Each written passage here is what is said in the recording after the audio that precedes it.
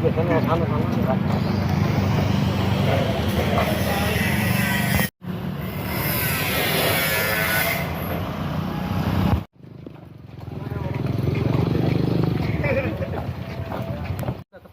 Sudah ketemu ya. Nanti tembus-tembus depan RPH, Pak. Iya. Siap hari. Utama yang Siap. existing itu. Iya, Pak. Itu aja jalur utama kami punya gedung pertunjukan di sini, orang dari mana-mana datang lah. Keren banget. Perekonomian daerah sini menambah perekonomian. Terminal tanggung jawabnya pusat gitu, selalu seperti itu, sehingga susah kita berdebat berdiskusi, makanya harus jadi wali kota untuk bisa mutusin ini teruskan gitu.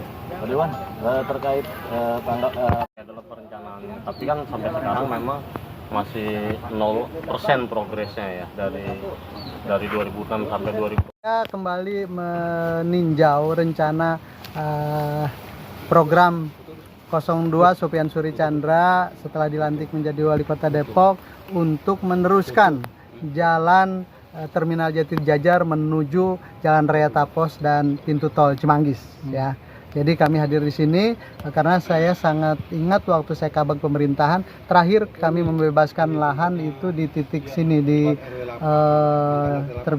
wilayah Jati Jajar. Yang belum ini tinggal 2 kelurahan Cialangkap dan Tapos. Hanya saja waktu itu ada peralihan terminal tipe A menjadi tanggung jawab Kementerian Perhubungan. Terus ada asumsi bahwa ini menjadi tanggung jawabnya pusat gitu. Saya merasa ini bukan tanggung jawabnya pusat.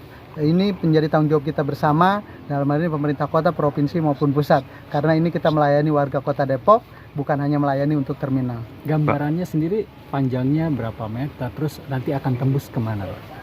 Ini gambaran kurang lebih masih sekitar 1,5 maksimal sampai 2 km lagi maksimal ya, sampai pintu tol Cimanggis ya. Dan rasa-rasanya ini sangat bisa kita lakukan pembebasan.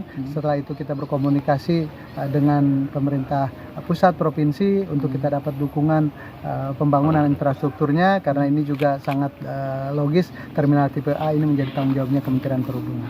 Pak, sudah sampai sejauh mana sih Pak pembebasan lahan di sini? Artinya ini kan menghambat pembangunan tentunya kalau belum ada pembebasan gitu. Ya, tadi saya sampaikan pembebasan yang baru sudah selesai dilaksanakan sampai di Kelurahan Jati Jajar. Cilangkap dan Kelurahan Tapos ini belum. Harusnya 2 kelurahan ini, 2 jalur ini yang harus kita lakukan pembebasan gitu. Kenapa kendalanya itu?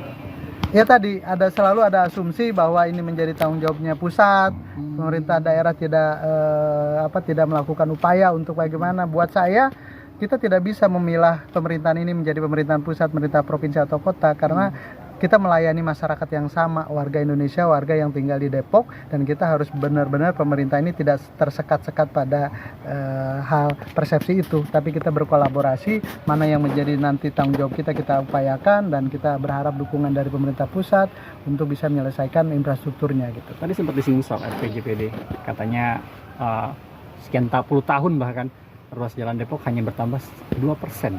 Ya, terkait dengan RPJPD memang konkret atau realitanya begitu. Dari RPJPD itu kan rencana pembangunan jangka panjang daerah 2026 kemarin itu 2005-2025. Artinya 4 periode. 4 periodisasi itu sebetulnya RPJMD kita, rencana pembangunan jangka menengah daerah kita harusnya mengacu kepada RPJPD.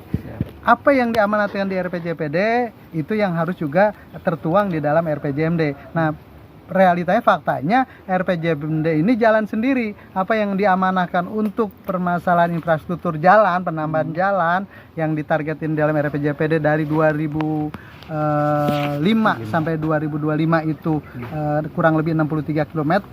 Nyatanya? Itu yang tercapai kurang lebih hanya 1 km. Yang diselesaikan karena alokasi anggarannya tidak difokuskan menyelesaikan ini, alokasi anggarannya ya prioritas-prioritas yang lain, akhirnya tidak pernah terrealisasi kegiatan atau upaya penambahan jalan. Dengan kondisi Depok yang sekarang ini seberapa urgent untuk jalur ini diselesaikan gitu Pak?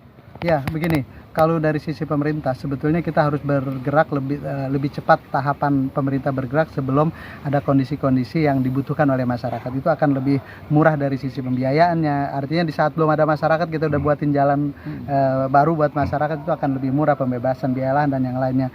Kalau kebutuhan itu udah datang duluan baru kita akan melakukan, effortnya sangat lumayan besar. Tapi hari ini kita udah masuk kategori yang ketinggalan terhadap kebutuhan itu. Hari ini orang sudah macet menuju terminal Jatijajar dari Jalan Raya Citerep, dari Cilangkap, dari Cisalak gitu, sehingga kebutuhan ini udah harus sangat prioritas. Apalagi tadi amanah ini sebetulnya udah dituangkan di dalam RPJPD 2005-2025, yang sekarang RPJPD itu udah selesai. Kita bahkan sudah merencanakan RPJPD berikutnya 2026-2045. Kita udah harus melangkah ke situ, yang PR 20 tahun ini aja belum selesai gitu. Kita mau gimana mau menyelesaikan. Tadi